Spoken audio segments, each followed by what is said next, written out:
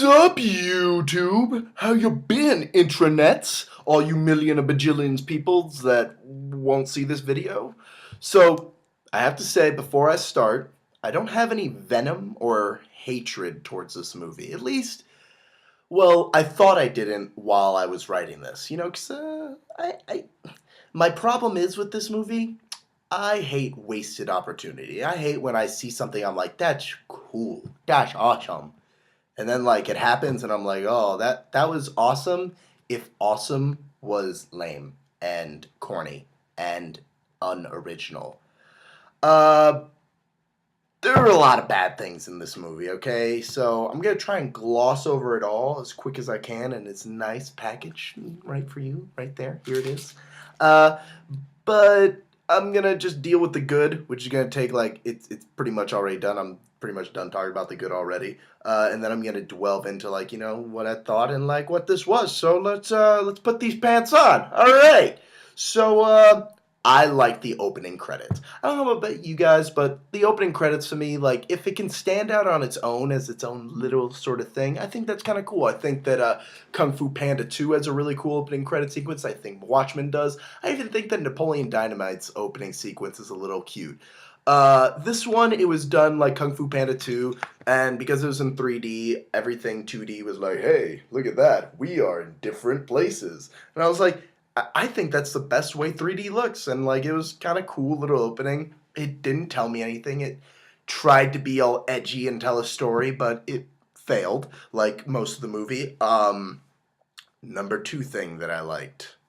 There's only three. So number two, epic goat horns. I cannot stress enough how good this goat is in this movie. This goat deserves to win every award ever made. His horns are like, you can't even see them. They're epic horns. So awesome. You see this goat twice in the movie. Don't miss him. He's awesome. And number three, probably the most clever thing in the movie was, so Hansel and Gretel, what's their story? They went to see a witch and they ate some candy and then they killed a witch. Oh yeah, that's so much fun. But the thing that they did in this that I like was that Hansel has diabetes. That's hilarious. That's really clever. And that's something that's like, when they were writing down ideas, writing this, like, oh my god, let's run with that and let's make this a main focus. But like instead, what does it do? We just get a lame plot tool. That's all it is. You can see it coming a mile away. It's just this lame plot tool. And what is a plot tool? It's convenience. And what is convenience? It's like a 7-Eleven. And it's easy. And we all do this kind of stuff, It just take the easy way out.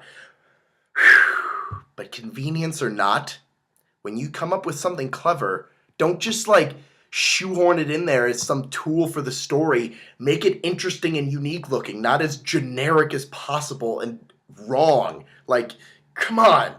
Like, this is basic stuff here. We're making the movies, we're moving pictures, okay? Stick with me. And now, this leads me to the biggest failure of this flick. Gretel. This movie was more like Hawkeye and his hot sister that fails to do anything and can't do shit. Every time we see her, she falls. She slips. Kind of like Lee in the beginning of the Walking Dead video game. If you guys haven't played that, it's amazing. Go do it right now. Walking Dead video game, game of the year 2012 is awesome. She falls and slips and the missing. How many times have we seen in these movies? Oh, I got him. Nope. Oh, nope. Miss. When you have an automatic weapon and someone is 10 feet away from you and you can't hit them, and you've been telling me for the last half hour that you've been doing this for years and you're an expert and you can't shoot the gun? What? How's that making sense? This doesn't make any sense.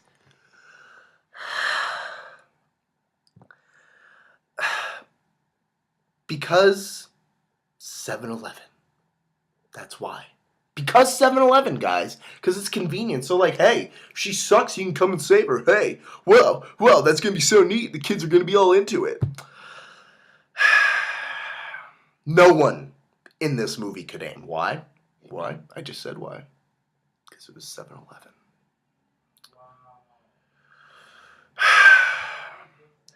Who does show up in this movie, though? Who is cool? Who's back in action?